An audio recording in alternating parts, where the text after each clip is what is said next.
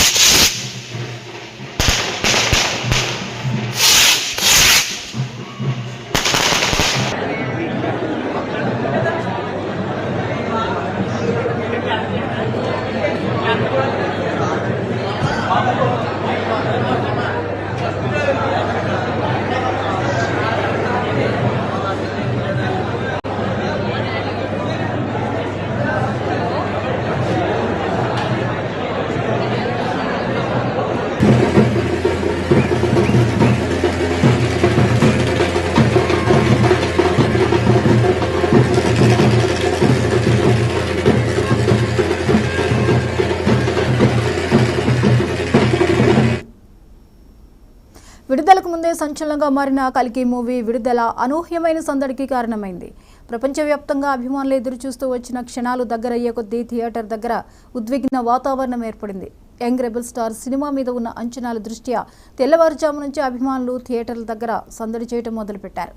ఏలూరులో ఈ కోలాహలం ఎలా నడిచిందో ఓసారి చూద్దాం.